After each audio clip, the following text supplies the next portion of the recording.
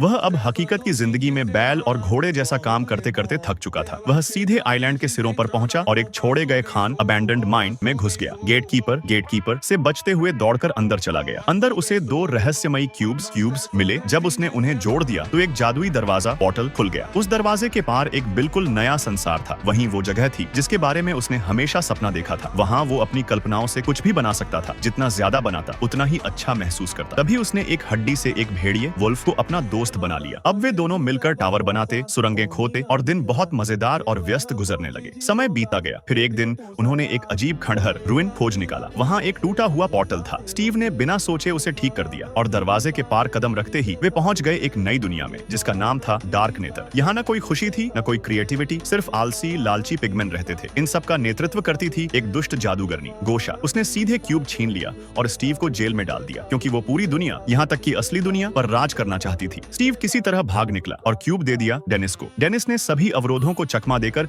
Reality में वापस छलांग लगाई। स्टीव के घर पहुंचा और क्यूब को बेड के नीचे छिपा दिया। जैसे ही क्यूब फिर से दो हिस्सों में बटा, पोर्टल भी अपने आप बंद हो गया। समय बीता पता नहीं कितने साल। फिर वो क्यूब एक ऑक्शन हाउस में नजर आया। एक वीडियो गेम पार्लर के लगभग दिवालिया मालिक हाईवांग ने उसे खरीद लिया। उसी समय एक पड़ोस का बच्चा दुकान में आया और क्यूब पर उसकी नजर जम गई। जैसे क्यूब के अंदर कोई चेतना थी। उसने उन्हें खाली खान अबैंडन्ड माइन तक ले जाया। वहाँ उन्होंने फिर से वो दरवाजा खोला और पहुंच गए ब्लॉक वर्ल्ड में। वहाँ के दृश्य अद्भुत थे। इसी दौरान एक ब्लॉक वर्ल्ड का निवासी दरवाजे से बाहर निकलकर रियल वर्ल्ड में आ गया। वहीं डेनिस ने भी खदान में दोबारा कदम रखा। गोशा को क्यूब की ऊर्जा का एहसास हो गया। वो जेल आई और स्टीव को धमकाया, उसके बेल्ट से डेनिस की जान की धमकी देकर। ब्लॉक वर्ल्ड में समय की रफ्तार अलग थी। डेनिस बस चिल्लाया और दिन अचानक रात में बदल गया। जंगल में कुछ अजीब हरकतें होने लगी। हाईवांग सबसे आगे आया और बोला, डरो मत, मैं हूं ना। पर जैसे ही उसने कहा, आसमान से जलते तीर फ्लेमिंग एरोस बरसने लगे। सब डर के मारे इधर उधर भागने लगे। हाईवांग सबसे तेज भागा पर रास्ते में गिर गया एक गड्ढे में। अटैक करने वाले थे स्केलेटन आर्चर्स राइडिंग स्पाइडर्स। उनकी निशानेबाजी इतनी खराब थी कि कोई तीर लगा